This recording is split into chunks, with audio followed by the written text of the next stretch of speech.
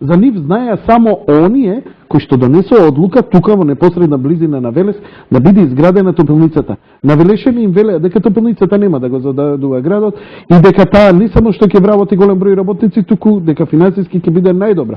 Велеа дека во базенот во кој ќе излегува отпадната вода ќе живеат риби и дека отровите нема да бидат штетни ни за луѓето, ни за растенијата, ни за птиците. За жал, тогаш ветувањето уште во 73 година, веднаш по започнувањето работа излезе лажно. Најнапред, Велешани секојдневно по улиците наоѓаа купишта изумрени птици. Гугутките и врапчињата ги снема. Наредната година во околината на топилницата изгореа сите површини со тутун и други земјоделски култури, а не помина многу кога се случи и првиот помор во Вардар. Тони риби изумреа и никому ништо.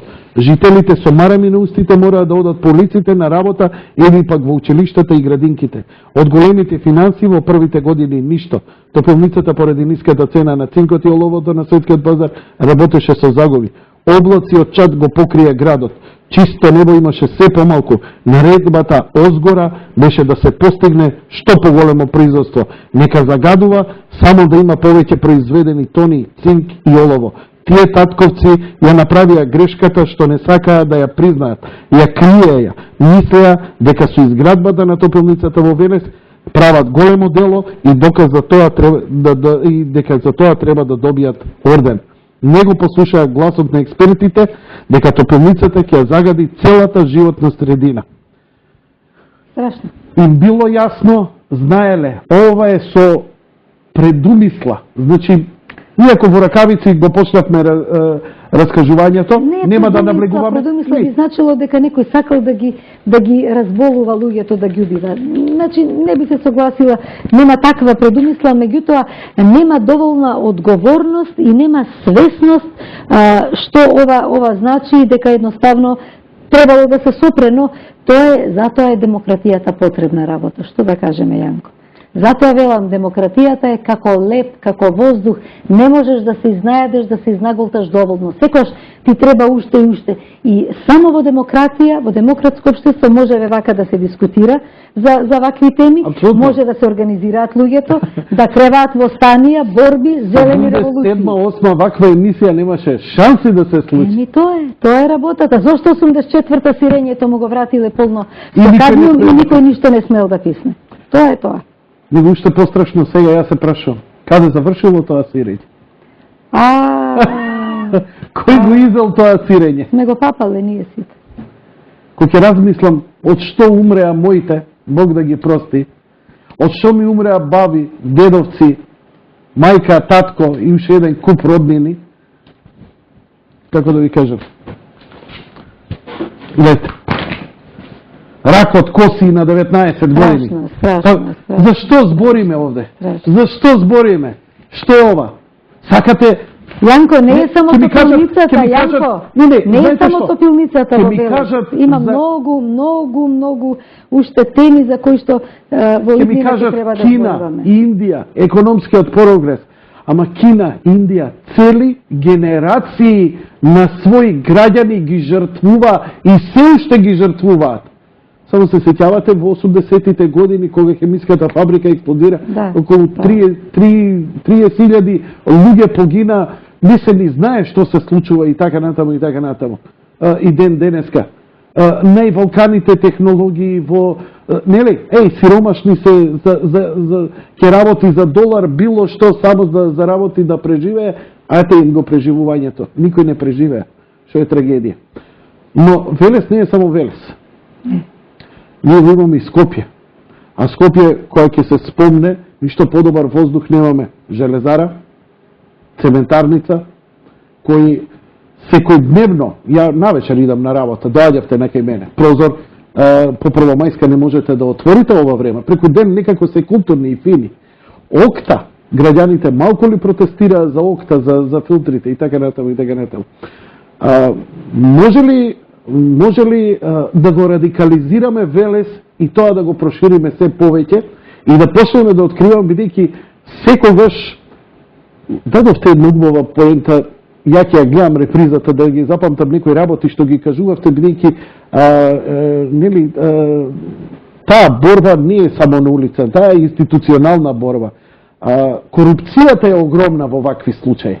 Компаниите имаат многу пари, а политичарите и одговорните имаат лепливи прсти.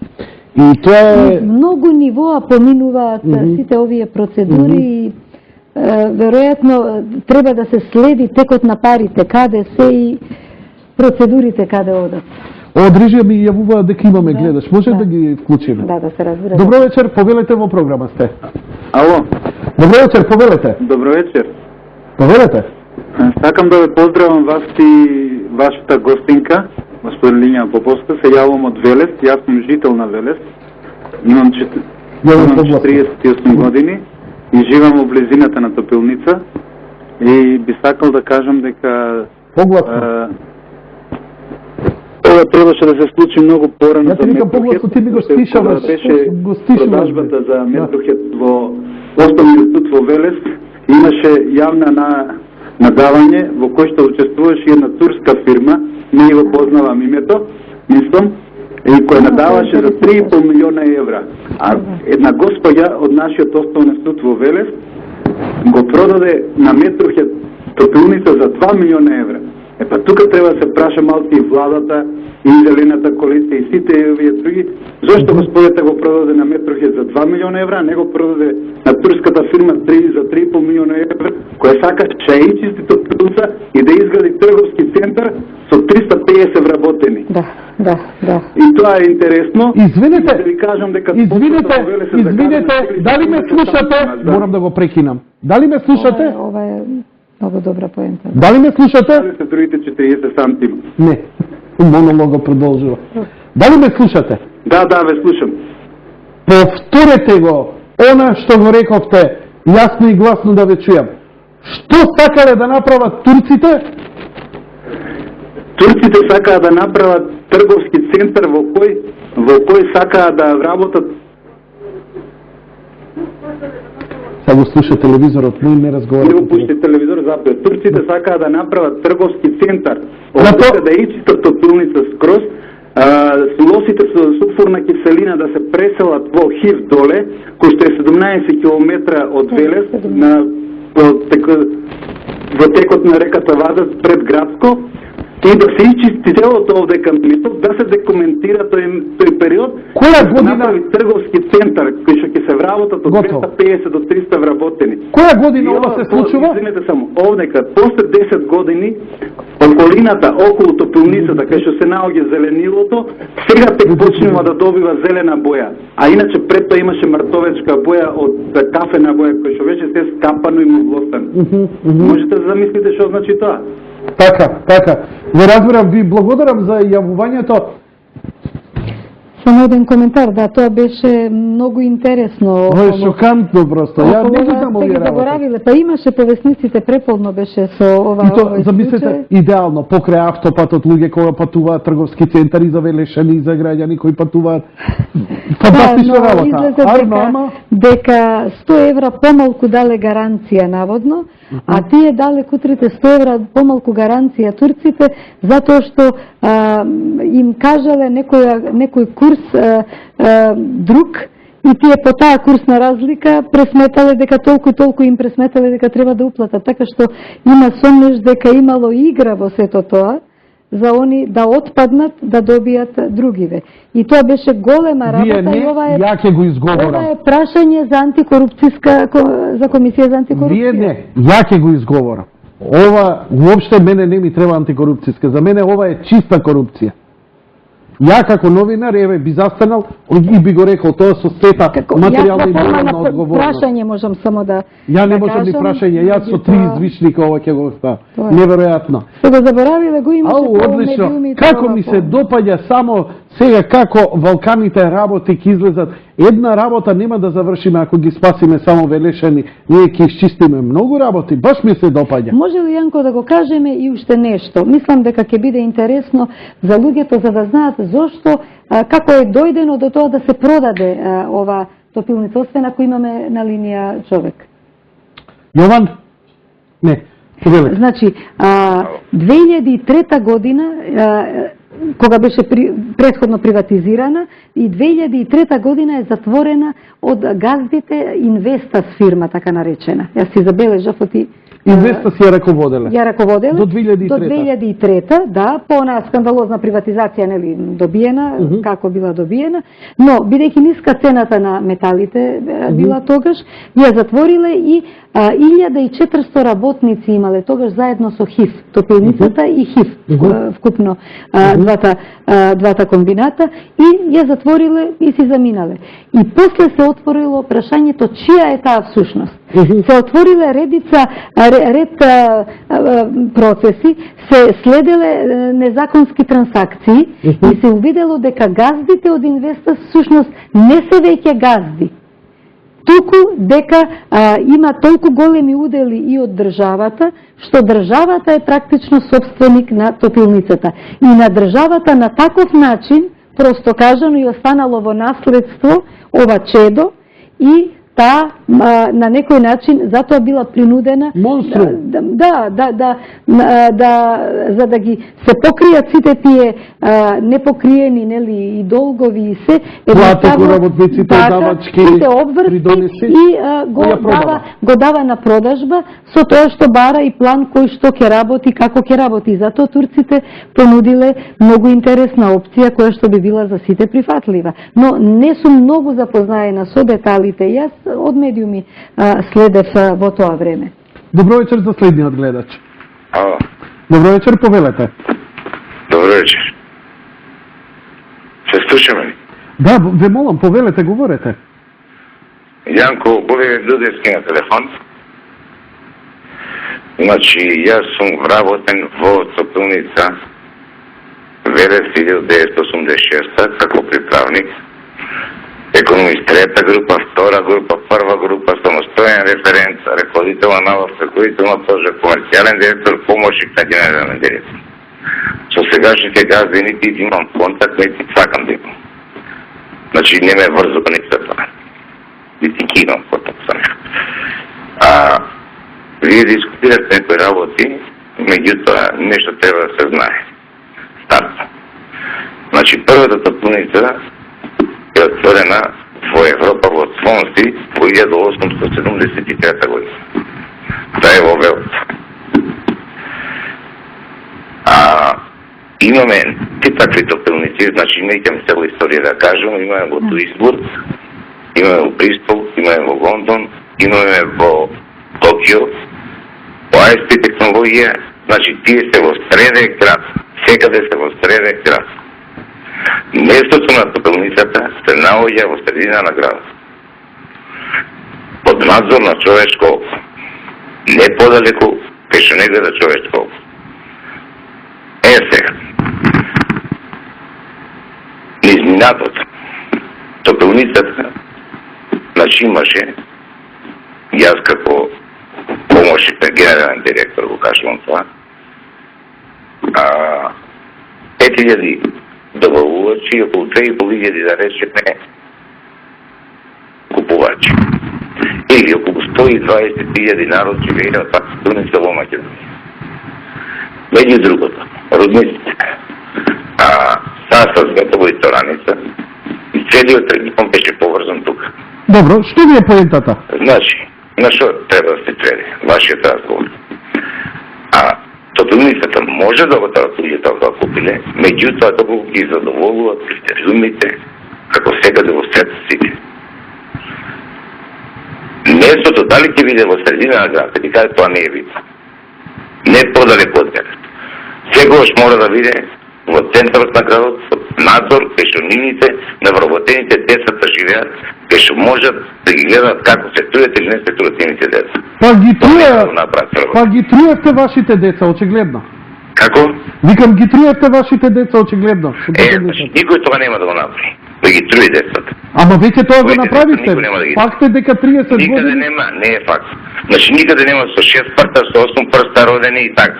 Тоа се глупости. А тоа се глупости, немало загадување. Да. И од згоре на тоа имаме уште. Господине, ја ви благодарам. Нема проблем, најдете друг медиум. Тие приказки за мали деца, дека немало загадување и така натаму, продавајте ги на друг. Ја ви благодарам, доволно ви дадов простор Значи, немало. Имате коментар? Немате. Видете вака,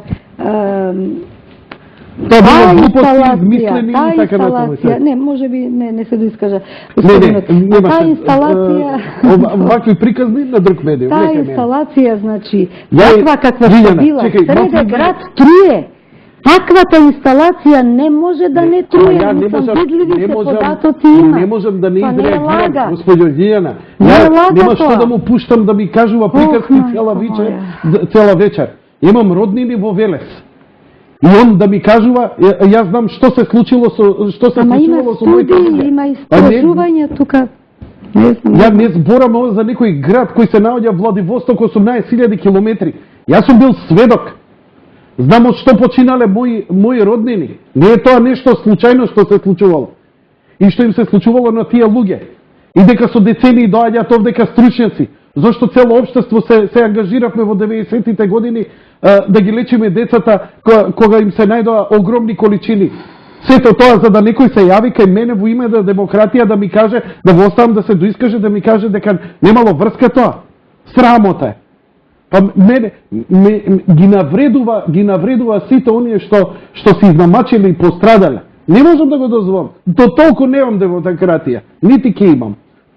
Се работи за луѓе, за пациенти, се работи за деца. Нешто што ни е јасно. Сега треба да излезе некој у Фукушима да рече, ало бе, американците ве лажат бе, ништо нема бе. Како в Чернобил ништо не се десило, се е тоа масло голема завера. Ние сме работиле честно и поштено.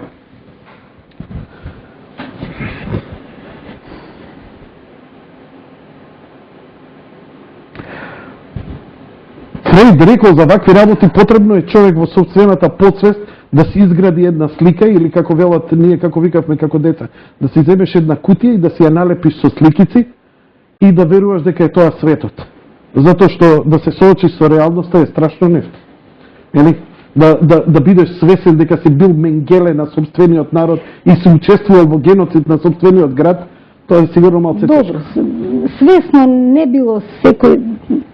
Мислам, сакам да бидеме тука сепак коректни кон луѓе. Не верувам дека некој смислено го правил тоа. Да, ама сега да го негира. Зависи која му била свеста и да го негираме сега тоа, господјо Поповски? А очигледно, значи не бил, можеби така, тоа е еколошкото ниво на. Верувате дека постои шанса дека ништо од ова што го збориме и го пјампаме и јадеме бурек, дека е точно, дека имало загадување, дека не. Немам дилема, не. А немате дилема? Немам дилема, толку ми сепак треба. сум испотената, мам работа, се нервоза. Извинете, малку емоции внесувам во целава приказна, ама сосема разбирлива. Сосема разбирлива. Одиме со следниот гледач. Само што, велам, не верувам дека некој свесно прави со предумисла. Тоа е, тука спорам со вас само. Ало, Јанко. Добро вечер, повелете. Добро вечер. Повелете? Јанко. Повелете? Добро вечер. Викам, се работи за топилница во Велес. Да, таа е направена во Југославија. Направена е грешка и сите таја, па се затвори таа фабрика. И сега не знам, народом штрајкува за да не се отвори фабриката. И тие се сите во право. Но малку се повлекоте и вие и Поповска, тоа беше кој ја продаде фабриката сега, повторно да се активира. Зашто ја сокрите годината? Како бившиот градоначелник беше против отворање и тој што се јави за турската фирма. Значи нема проблем, уопште не повлековме нити сокривме. Немој со мене така да разговараш. Чекај, господје Поповска, полека. Ја не давам, со мене не може да се разговара така. Ти праша која година и се повлече. Стиши се малце. Не можеш со мене така да разговараш. Ако имаш да ме надополниш, надополни ме. Немој да ми мафташ со прстот и да ми држиш лекции дека ја нешто... Не, стиши го. Додека ја не кажам, нема да влезеш назад у емисија.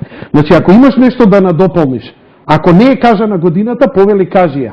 И со тоа ќе си паднеш во збор дека јас сум сакал да ја прикријам годината. Наводно сме требало годината, не сме кажале годината. Прво не ја знам годината. Ако ја знаете, повелете, кажете ја. Пред неколку години беше тоа. Добро, очекај, кажете ја годината. Јанко, кажете ја годината. Сега сакам да кажам. Не, кажете, стиши го.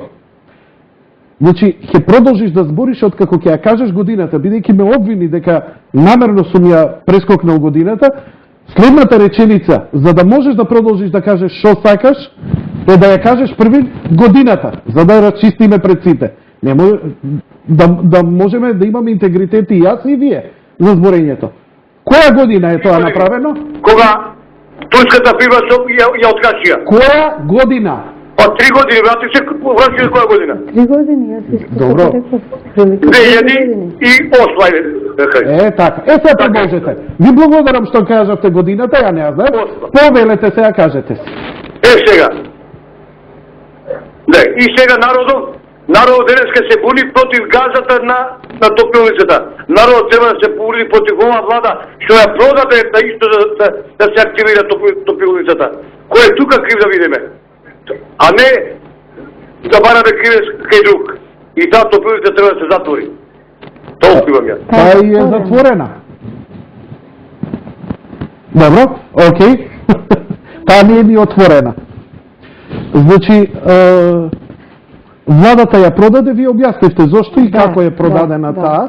Продадена е затоа што 1400... Приватно од 2003, значи, до 2003 била од тие газди Инвестас, значи, била нивна, ја затвориле, и 1400 работници останале надвор, потоа се следеле некои незаконски трансакции, се утврдило дека газдите не биле мнозински собственици, дека мнозински собственик всушност станала државата со сите долгови што биле направени од страна на газдите и неплаќано во разни фондови, и државата добила нешто што мора да го отуѓи, не може да и стои така, но затоа го дала на продажба.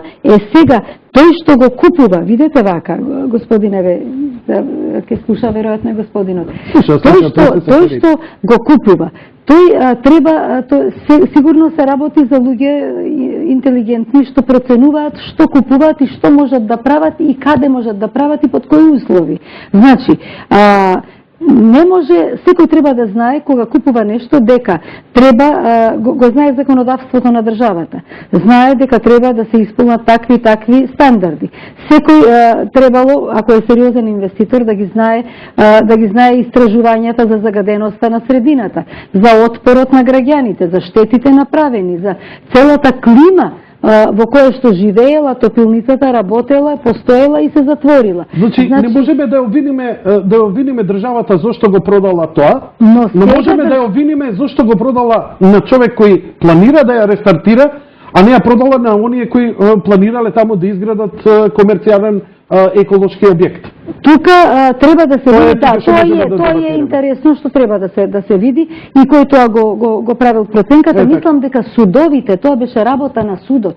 Спомна гледачот значи, дека тоа не е работа на владата за да нема дилема. Тоа не е одлука на влада, тоа е одлука на суд кој на крај да го добие, не сум ја стручњак по овие постапки. И рековте зошто не го доби турската фирма? Затоа што поради некоја курсна разлика наводно 100 евра помала гаранција понудиле, нешто што е абсурдно.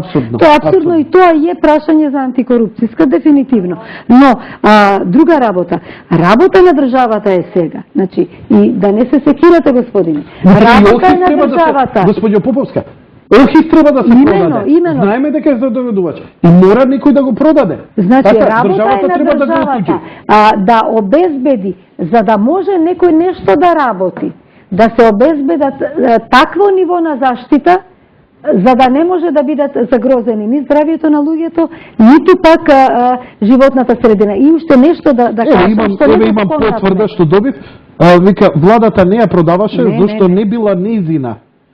Туку е продадена во стечајна постапка. Во стечајна постапка, имено тоа заборавив да го кажам. Фала ви што ме подсетивте, ви реков не сум стручњак за овие тендери, стечај и така натаму, меѓутоа добро расчистивме. И една работа.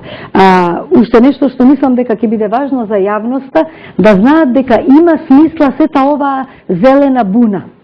Има смисла, затоа што според процедурите на Законот за животна средина, според процедурите на Министерството за животна средина, мора сета процедура да оди низ јавни расправи.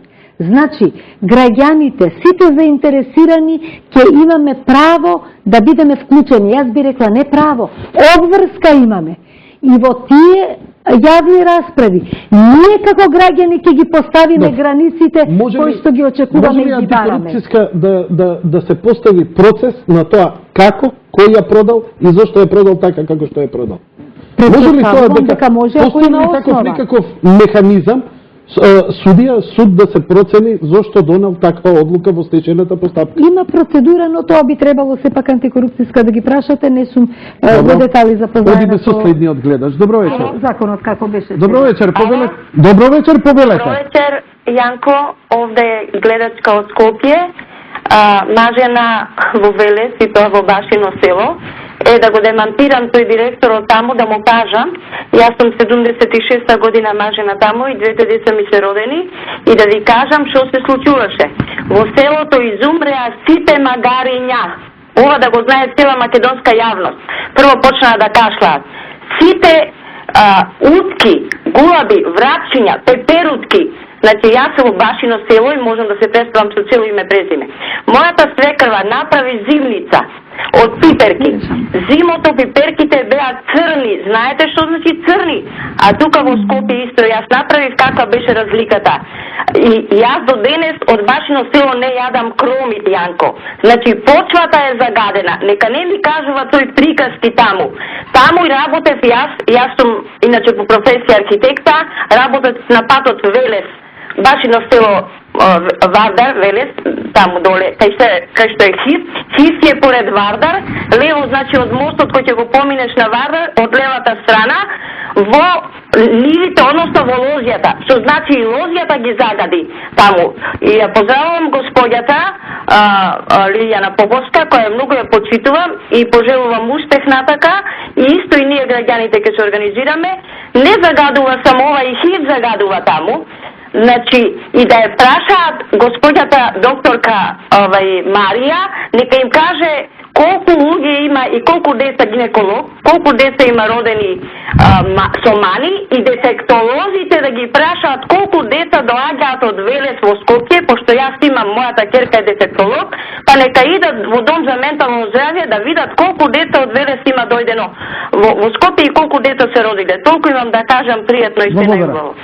Зошто не се излезат со тие тајни, доверливи извештаи, статистики за здравјето на велешани? Тоа прашање што е поставувано, ќе го бараме. И неодамна барав кои се студии се направени, меѓутоа од она што го разговаравме со колегите и со пријателиве од Велес и посебно со луѓето од Зелената коалиција, тие велат дека не ни веруваат на сите студии, посебно не на постарите студии. За релевантна е сметаат студијата што беше порачена 2006-2008 година завршена. Тоа е така наречениот атлас за загаденост на Велес и Велешко, но инаку на постари студии не им веруваат. А овие медицински студии ние и немаме јасна, здрава статистика медицинска, Јанко.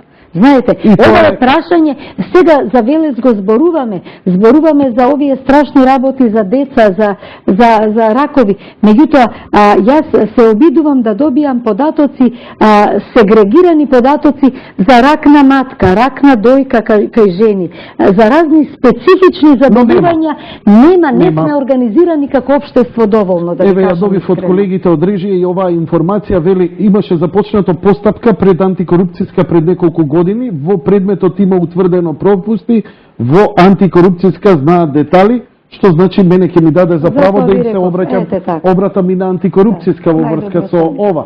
Добро вечер за следниот гледач. Ало, добро вечер. Добро вечер, повелете. Вака исто јас се јавувам од Велес. Би сакал малку од еден, вие слушам целата дискусија и би сакал малку од еден друг аспект да приведете во дискусијата. Именно, дека топлоницата загадувала, тоа е факт. Мислам, се јави господјата нели од Башино село се. Меѓутоа, ајде да дискутираме од еден друг аспект. Прво, самата технологија на топлоницата, таква каква што беше, ако функционираше нормално, ни оддалеку немаше да биде такво загадувањето. Значи, факторот е човек. Ние сме тие. Заврши топлоницата, еве криминална продажба се случила. Факторот е човек. Ние сме тие. Господинот директор што го кажа податокот во кои градови во центрите на градовите постојат топилници, сега со уште пософистицирана опрема и тоа сето безпрекорно функционира и исто така таму факторот е човек. Ај малку да дискутираме за нас како луѓе. Але беше факт е тоа? Знаете што? Ја живеам на 300 метра. Апсолутно се согласувам со вас, бидејќи ова не е на ниво на раната капиталистичка револуција и свеста на работничката класа, која заради својата мизерија ги удираше машините. Ја сум сосема свесен, мислам и јавноста, дека самиот котел таму што топи е